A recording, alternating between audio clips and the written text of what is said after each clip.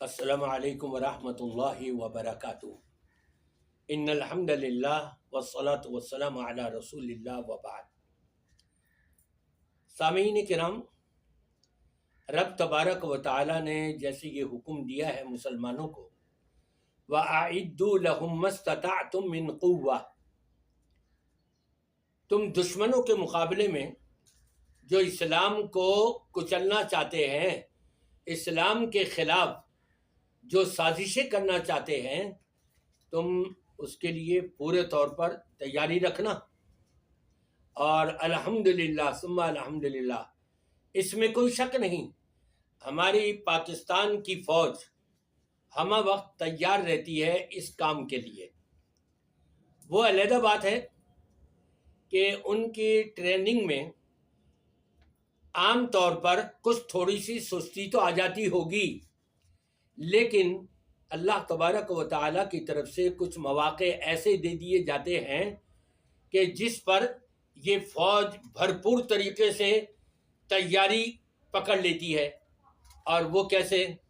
ابھی آپ نے انڈیا کو دیکھا، پلوامہ میں جو آرمی کے اوپر حملہ ہوا تھا، تو انڈیا نے الزام لگا دیا پاکستان کے اوپر، اور اب یہ حملہ کریں گے، اب یوں کریں گے اور فلانا کریں گے اور ڈھمکا کریں گے۔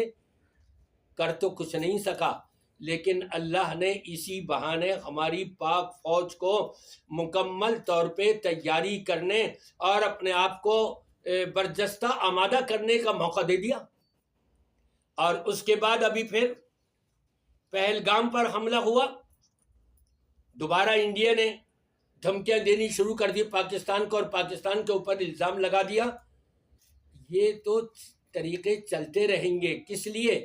تاکہ پاک فوج کے اندر بیٹھے بیٹھے کچھ تھوڑی بہت سستی اگر آ گئی ہو تو وہ سستی دور ہو جائے، اور وَأَعِدُّوا لَهُم مَّا اسْتَطَعْتُم مِّن قُوَّةٍ کے اوپر بھرپور طریقے سے عمل ہو جائے۔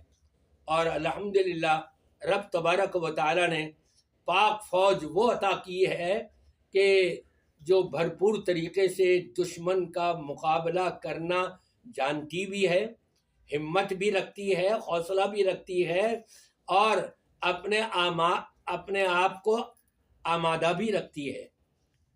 یہ انڈیا کیا سمجھتا ہے؟ پاکستان نے اگر ایک بھی ایٹم بم گرا دیا نا، پورا کا پورا انڈیا تباہ و برباد ہو جائے گا۔ پاکستان کیوں رکا ہوا ہے؟ وہاں مسلمان بھی ہیں۔ اگر وہاں مسلمان نہیں ہوتے، یہ سارے غیر مسلم ہوتے، تو کب کا یہ انڈیا ختم ہوا ہوتا، یا کب کا یہ انڈیا جو ہے پاکستان کے قبضے میں آیا ہوا ہوتا۔ پاکستان یہ پاک سرزمین ہے، اس کے عزائم پاک ہیں، اس کا منشور پاک ہے، اس کا منشور امن و سلامتی والا جو اسلام نے پیش کیا ہے، اس کے اوپر یہ چل رہا ہے امن و سلامتی کے ساتھ۔ ورنہ انڈیا نے ذرہ برابر بھی اگر کوئی حرکت کری نا، اس کی حرکت کو وہیں ملیہ میٹ ایسا کیا جائے گا کہ شاید مرتے دم تک ہی دوبارہ قدم نہ اٹھا سکے۔ اور یہ انڈیا کو معلوم ہونا چاہیے۔ ہمارے نبی پاک صلی اللہ علیہ وسلم نے غزوہ ہند سے متعلق جو اشارات دیے ہیں، وہ غزوہ ہند وہیں تو ہونا ہے۔